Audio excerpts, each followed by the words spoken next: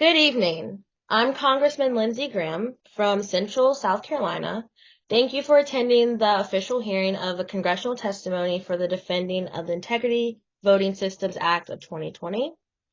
We are here to analyze the different views and opinions on whether or not this bill should take action in revising the Computer Fraud and Abuse Act within the voting system. I'll be meeting with our first testifier, Alyssa McLaughlin, a voter, and hearing her statement and then follow through with asking my questions. This testifier will also be recorded, and all of this will be found on the U.S. Library of Congress for public access. All right. Good evening, and thank you for having me, Congressperson Lindsey Graham, to speak in front of the House Judiciary of Crime and Terrorism and Homeland Security on Defending the Integrity of Voting Systems Act. My name is Alyssa McLaughlin, and I'm a 23-year-old biracial woman voter from New Jersey. I state my age, gender, and ethnicity because I want to be clear on how important my right is to vote me. This was not a right I always had if my rights were not fought for by heroes like Susan B. Anthony and Martin Luther King Jr. I would not be speaking to you today on the importance of this bill. I want to do them proud by exercising my right to vote in these elections.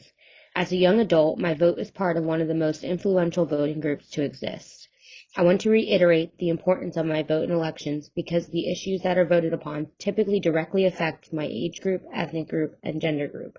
And there is a sheer need for young adults to show up and vote in elections. I, like many of my fellow Americans, want my voice to be counted and heard in these elections, specifically concerning these issues when I vote.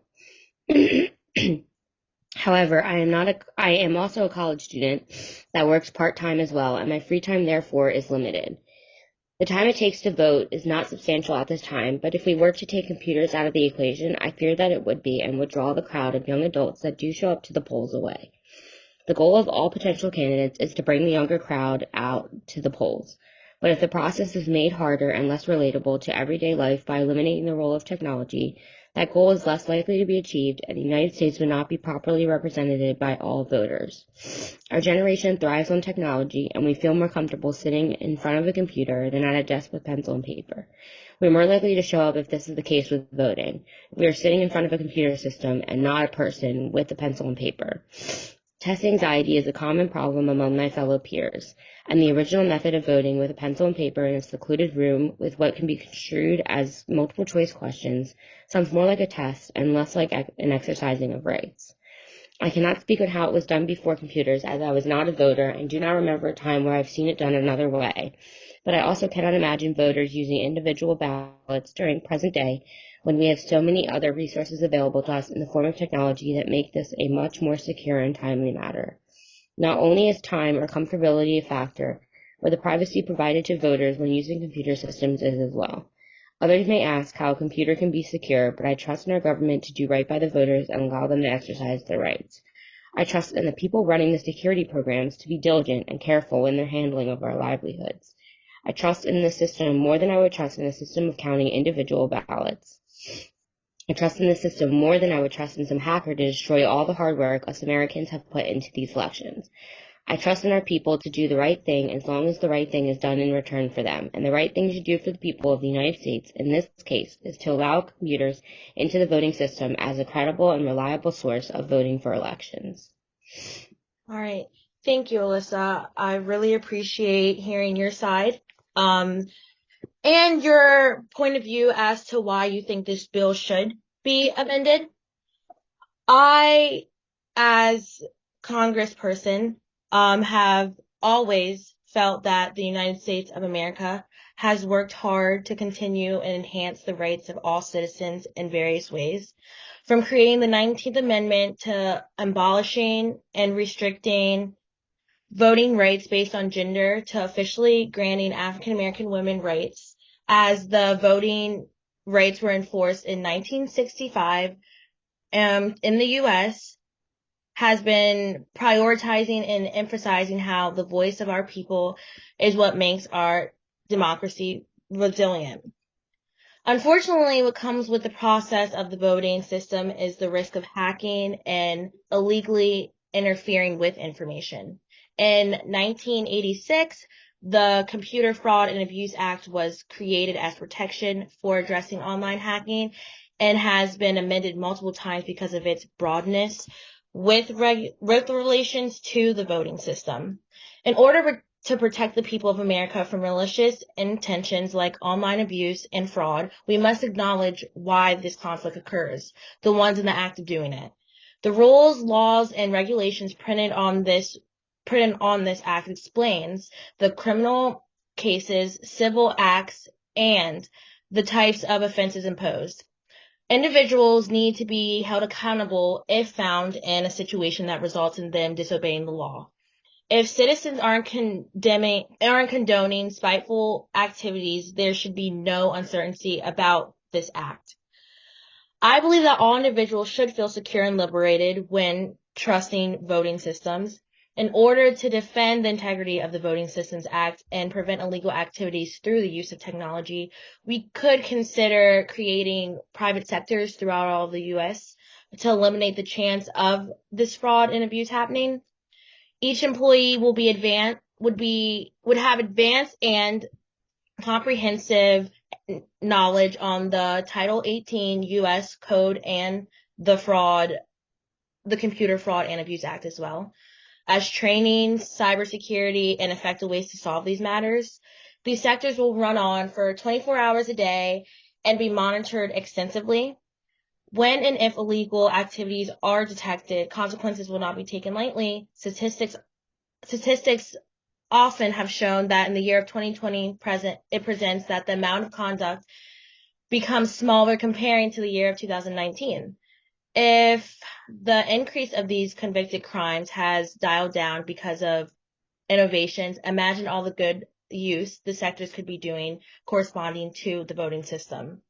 I could see many of the concerns that people may be taken back by. To say the least, software is not always safe and can involve complications that interfere with final results of elections.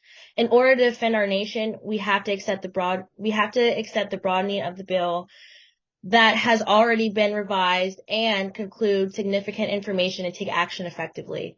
It is important for those to remember that it is their responsibility to read over this act and become aware of the potential complications that can happen in the process of voting.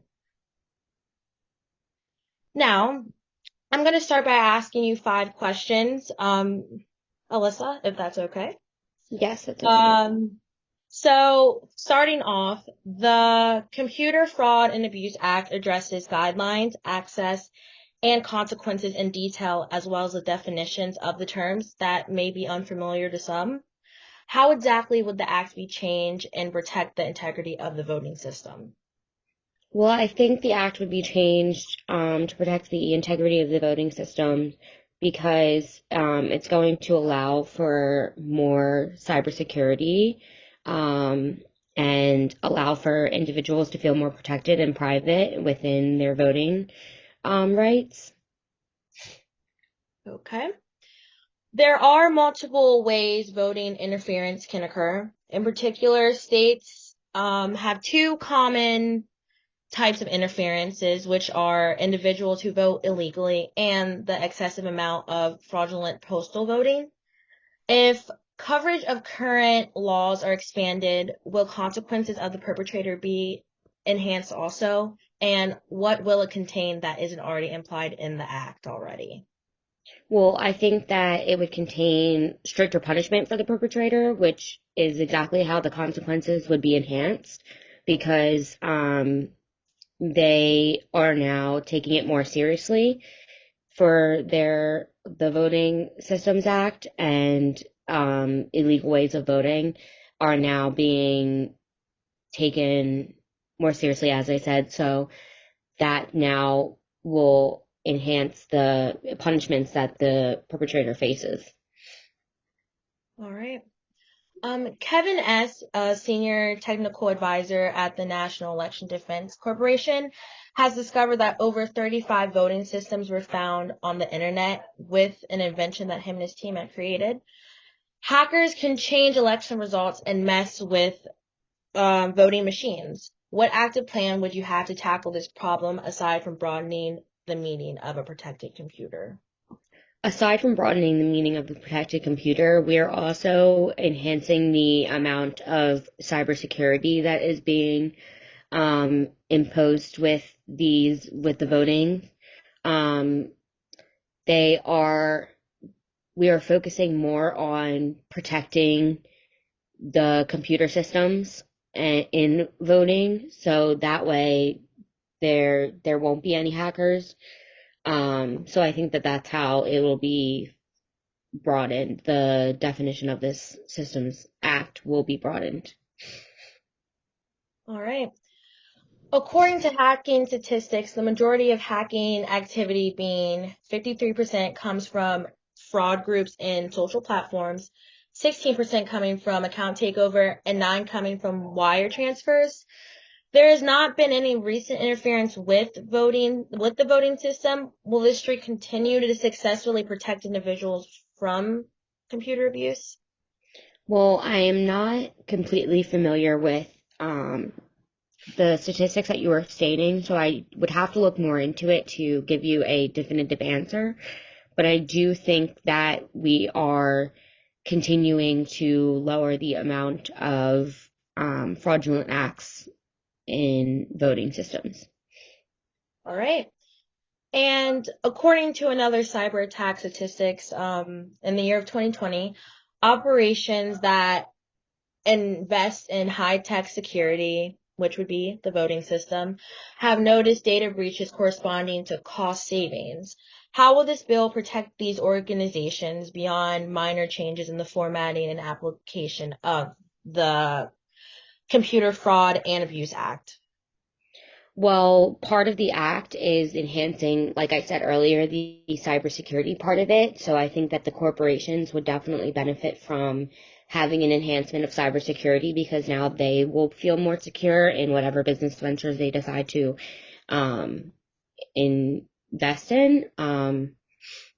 And also being individually protected under the Voting Systems Act will also make them feel better about themselves because then the corporations will also be protected because each individual within the corporation is protected. All right. This would conclude our official congressional testimony for the Computer Fraud and Abuse Act. I would like to thank you again, Alyssa, for coming and sharing with all of us your passion and your views on this act. Thank you so much. Thank you for having me.